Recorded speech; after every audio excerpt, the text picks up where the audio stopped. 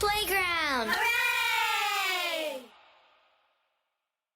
When I think of taxidermy, I think of a natural history museum, or a deer head on a hunter's wall, or someone who might have a little too much trouble letting go of their beloved pet. The word sexy never came to mind. I'm Lexi, and this is Delightfully Different.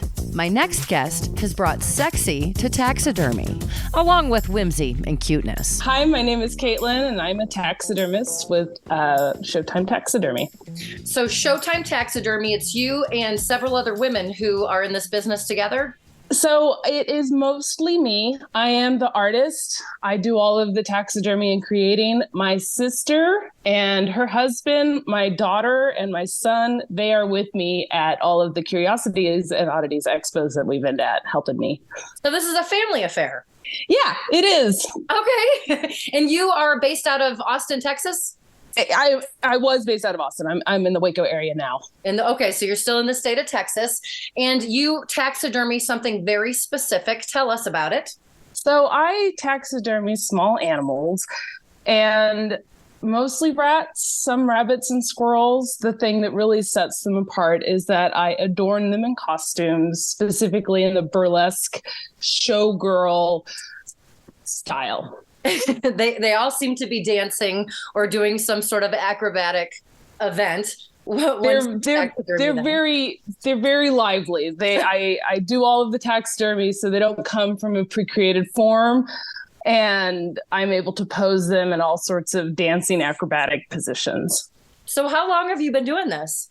I'm at about year 3 with this. So you've been doing taxidermy for 3 years, or specifically the rats and the small animals? This is what I started with. And okay. I've been doing that for 3 years. So when people think of taxidermy, they typically would picture deer heads and fish mounts and stuff like that.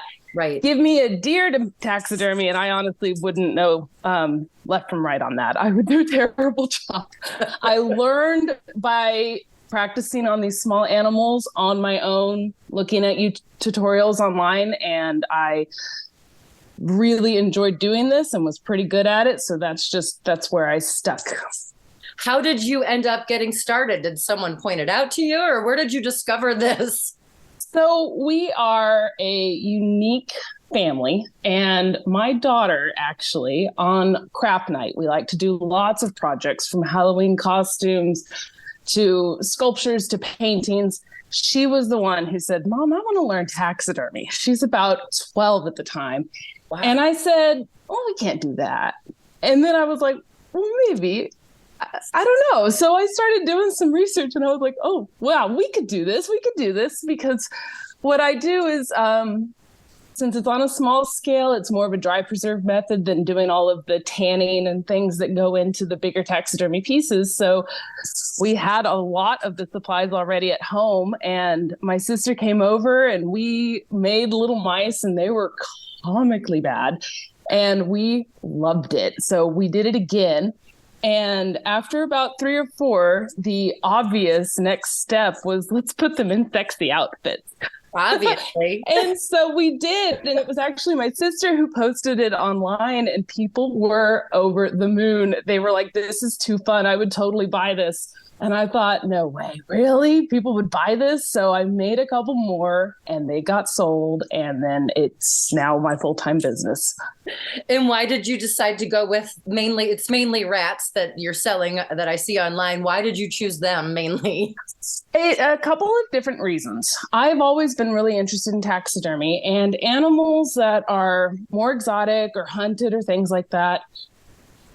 They're not very easy to find as far as purchasing taxidermy if you're not yourself a hunter, and they're very expensive, and rightfully so. The amount of work that goes into those bigger pieces it's just insane.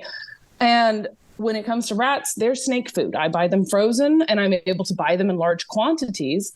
And so they're a common animal that's a small size, and I can sell them at what I think is a pretty reasonable price. And it creates this level of accessibility to taxidermy that a lot of people don't have, where because it's a smaller animal, it's not thousands of dollars to buy a piece. They're only $185. So it's much, much easier for more people to be able to enjoy taxidermy.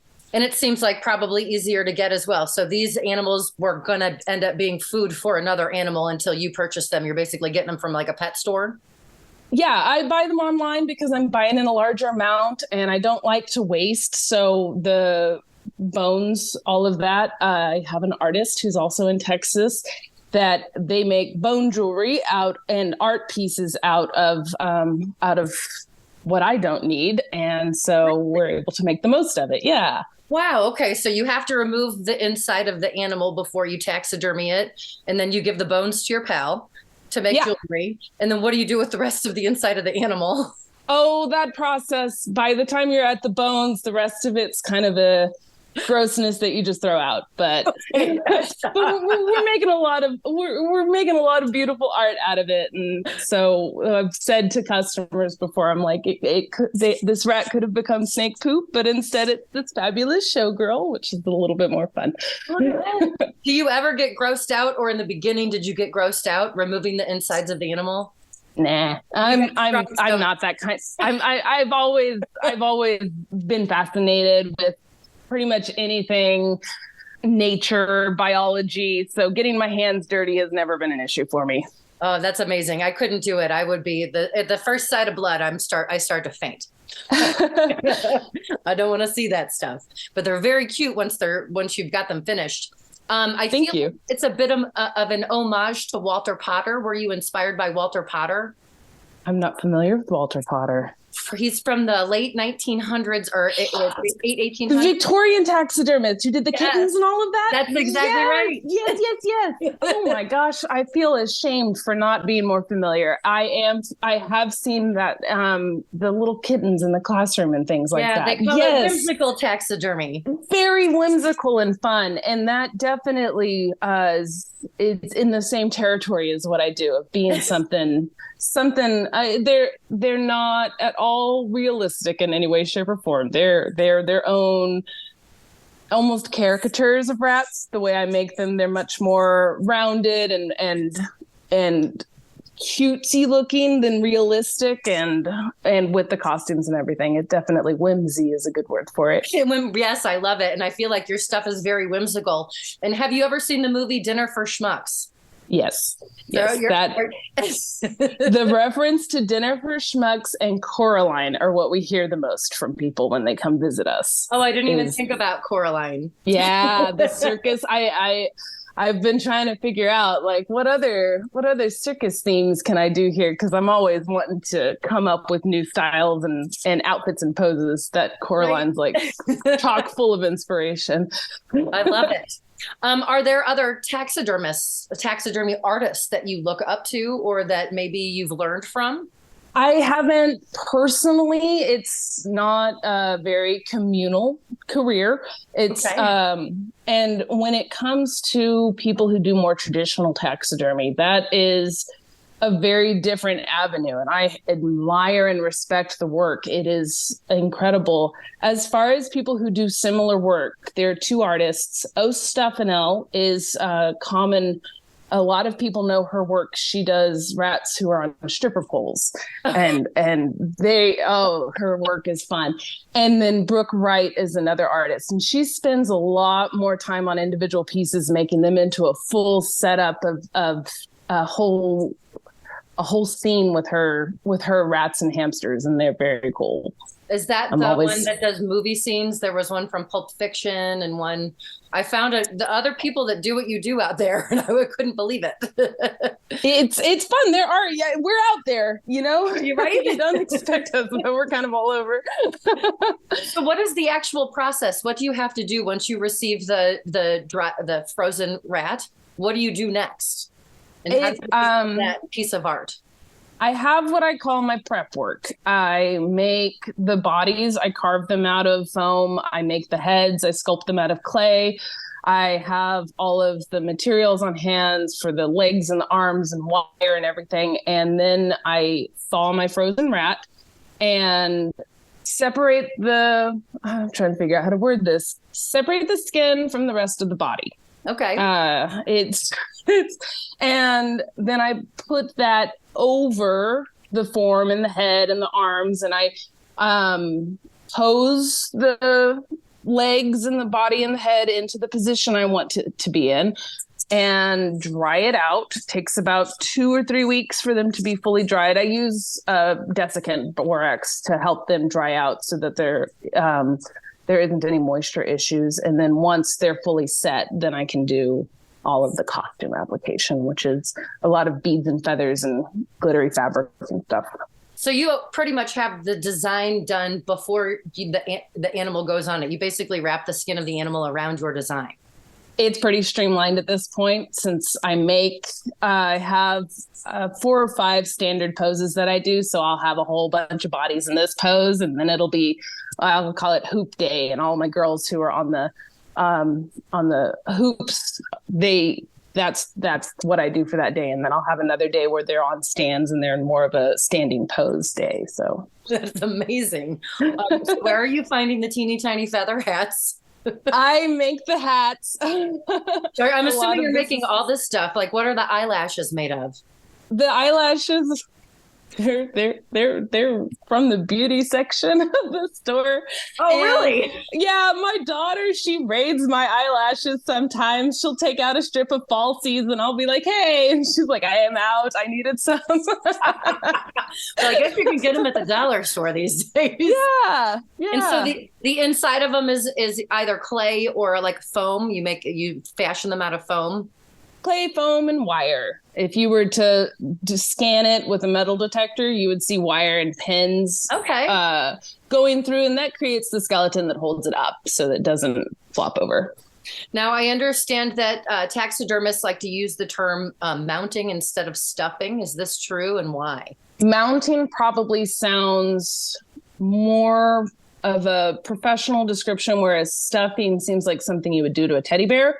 Right. I don't have a strong opinion one way or the other, but the amount of precision and knowledge and work that goes into taking a skin and turning it into a realistic version of an animal, stuffing doesn't quite measure up for that. Right. Who's your clientele? Who's buying your stuff? A lot of women, predominantly women. It's really fun. I vend with the Oddities and Curiosities show. I sell them online, and I go to not all of the shows, the ones that I can. So it's the time that I get to talk to people and see who's interested in my stuff and what pulled their attention. And I'll have some people who have never had an interest in taxidermy. It's felt very dark, negative, deathy, and they'll see my work and they're like, this is happy. This is happy taxidermy. And so I'll have people this is their first taxidermy piece. It's okay, I like this and I want this. And then some people who just they've got a ton of fun taxidermy in their collection already and want to add this to it. But it is predominantly women and from all walks of life. I'll have people who are themselves performers. I've had one of my favorite clientele was a woman who was a Vegas showgirl. She was in her 60s when I talked to her, but she used to be a Vegas showgirl, and she bought one of my rats. And I was like, okay, that's so cool. That's perfect. They do look like Vegas showgirls. yes. And I'll have people who are performers of burlesque and strip and all of that who are also like, this is too fun. And it's all over the place, people who are drawn to this. And I see that people, once they get one, they want more. They seem to want to collect them. Yes, and I'm all for it. I've had some people, especially with my online sales. It's like, I definitely have seen this face before. And then at the oddities shows, I'll recognize people. I'll be like, hey, you're back from last year, and sure enough, they're like, I need another one. Oh, that's incredible. Can people request specific things for? Can they, if they want to order something from you, can they be like, I want a rat that's doing this? Can they? No, I just don't have the time. I have my family to help me on the show days, and it takes a crew. It's a lot of work to run those shows, but the rest of the time it's just little old me, and I'm working long days every single day because there is a demand, and I don't want to miss out on any of it. So I'm trying to make some for shows, for online sales, and working around the clock. So I don't have the time to add in customizing or pets. I do get that request a lot is doing pets. And that's scary to me. The idea of taking someone's loved one and trying to recreate it. So I pass on those. Very different from what you're actually doing is. Yeah. Yours is more. Do you consider yourself an artist? I feel like you're an artist. I do consider myself an artist. It is its own, because I'm making the same thing over and over again. It's a little bit, I feel like, manufacturing. I'm making something that's uniquely mine, but it loses some of its creativity when I'm making the same type of pose over and over again. But I definitely am always trying new things out and trying to expand my boundaries. I've got all sorts of ideas bubbling up to continue broadening my horizons. And that very much so to me is what being an artist is. Absolutely. I'm Lexi, and this is Delightfully Different. I'm talking with Caitlin from Showtime Taxidermy.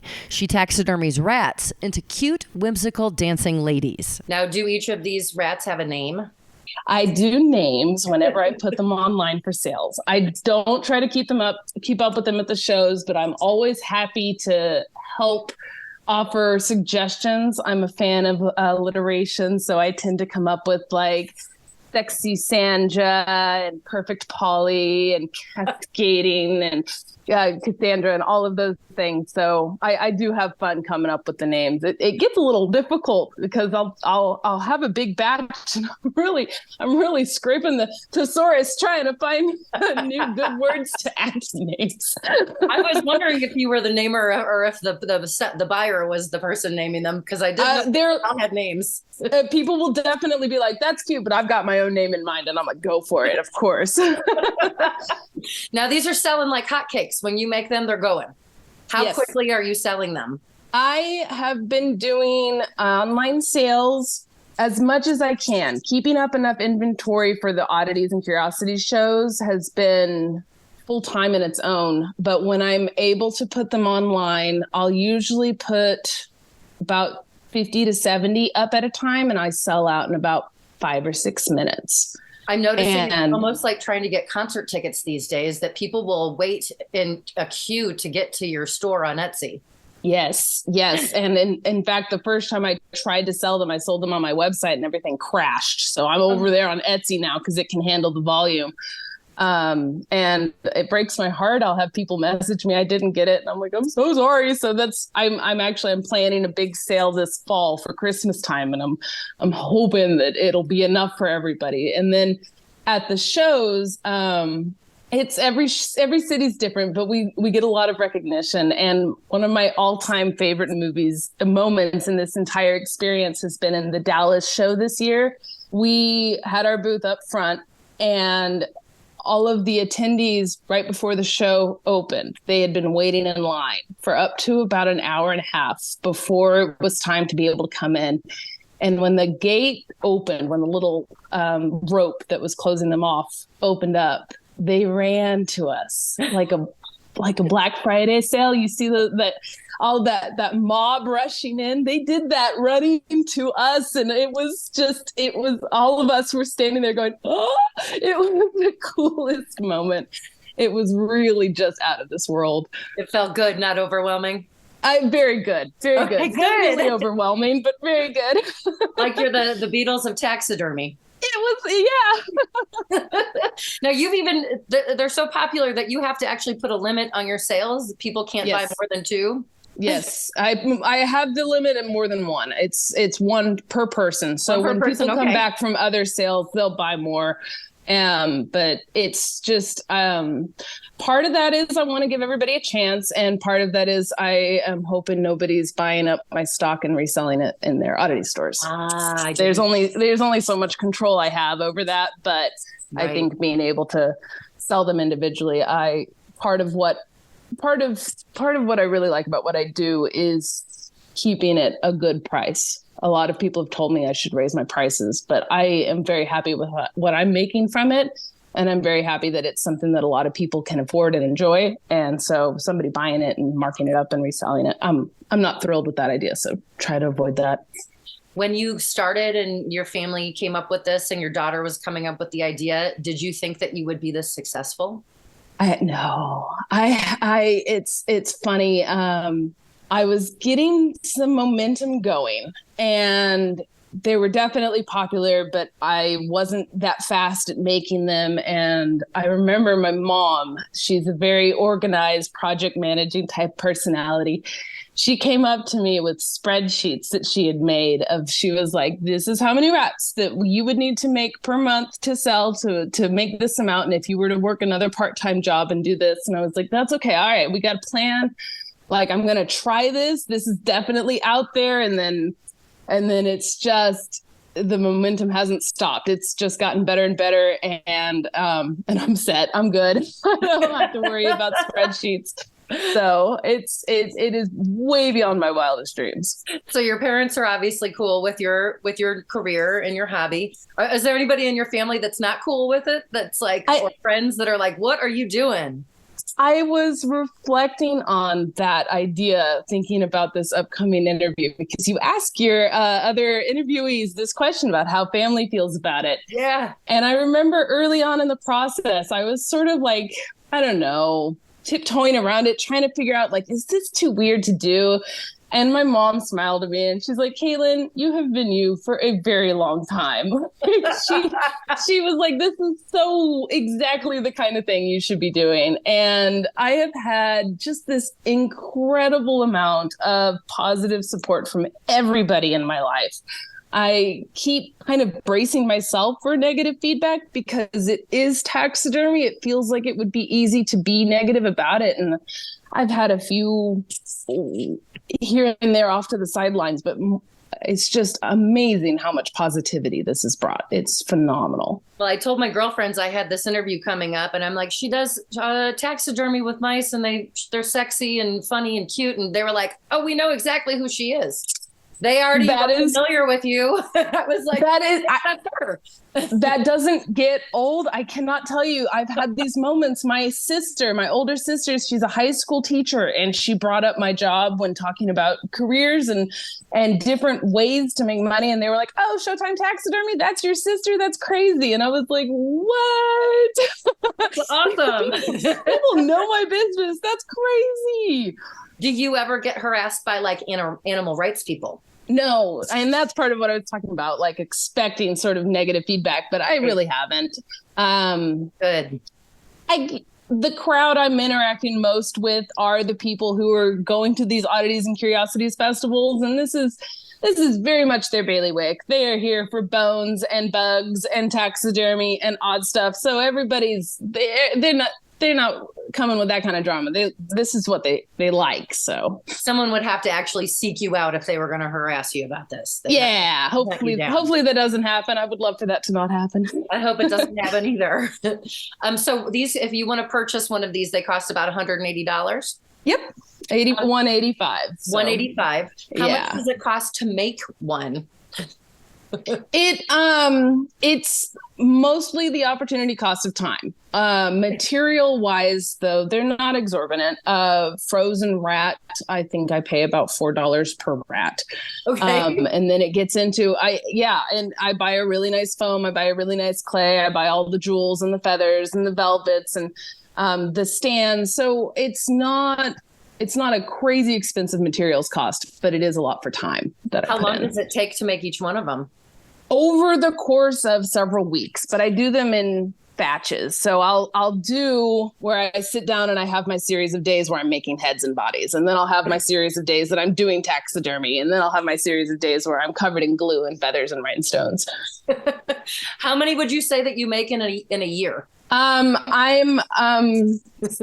a lot. I'm sorry, I don't really counting in your head the exact numbers and doing the math and all that, but quite a lot. And it's funny with I work out of my house and I have my setup. Instead of a dining room, I have a work area, and in my laundry room is where I store them. I'm stocking up for the upcoming Richmond show in this next week.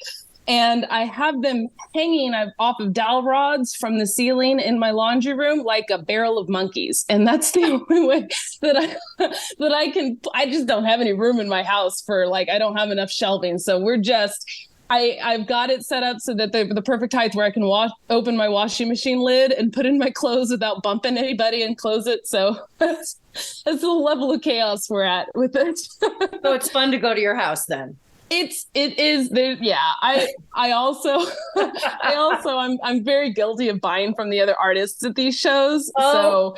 So I don't stop at Taxidermy. I've got all sorts of beautiful artwork and bones and encased bugs and all sorts of antiques and things like that. So it's a cool house. I'm pretty proud of it. Fun, weird stuff. I love it. Is this your full-time job? Is this what you're doing?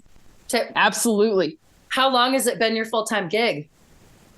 2 years now, full-time. What did you do before that? A little bit of everything here and there. I've done dog sitting. I've done wedding photography. I've done graphic design work. It was pretty early on in being an adult that what I really wanted to do was be my own boss. And I was having this epiphany actually in this process of my dream job as a child. You think about as a child, many kids are thinking about ballerinas and astronauts for their ideal job. And when I was a kid, it was the Renaissance Festival. Seeing those artists who get to work from home and have their own schedule, making all of this incredibly beautiful homemade art, and then going to a fair with all sorts of fun, lively people, buying their art and enjoying it. I remember thinking that was the coolest thing in the world. And now I'm kind of doing that, and it's really cool. That's great. Everything sort of came together for you all of a sudden. It did, yes. So what do you think attracts people to your form of art? I think that's a fun question.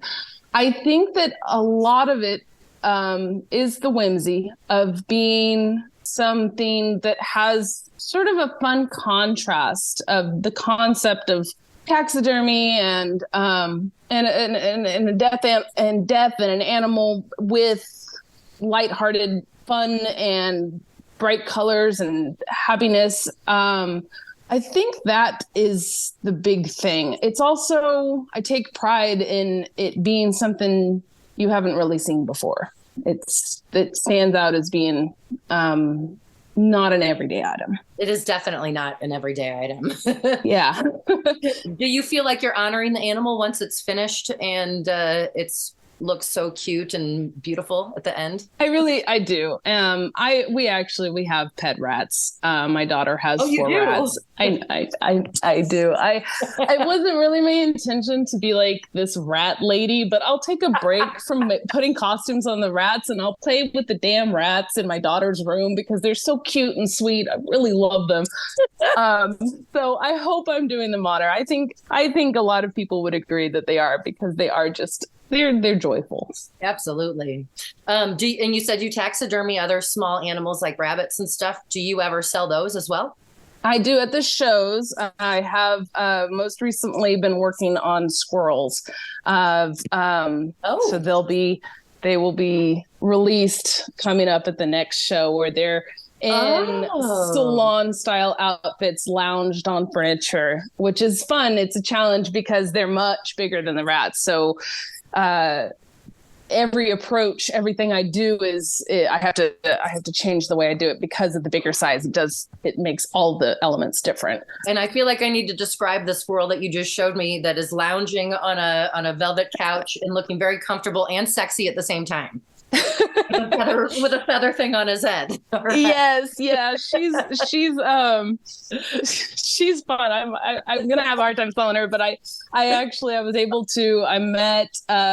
met 2 artists at a show who work with hunters and trappers, so I was able to get an inventory of squirrels in. So now I'm able to turn them into some ladies themselves. So that seems like it's part of the deal is finding the animals in the first place. Yeah, I'm not a hunter. Right. I have absolutely picked a fresh squirrel up off the road and put it in a bag and taken it home and put it in the freezer because I was like, oh, you're good. You're your impression of. But I kind of figured that's how you got all of them until I realized that they were frozen and purchased. I like the chance to clarify that my house is not heavily infested with rats. I'm not catching these in traps because it never occurred to me that somebody might assume that. And it has been asked. And so the chance to say, oh, no, these guys aren't running around the property, it helps. That is too funny. Now you said you're moving up, you're going to do some other animals, and you got the squirrels. Do you plan on growing your business in any other fashion, like hiring a staff or anything? No, I don't.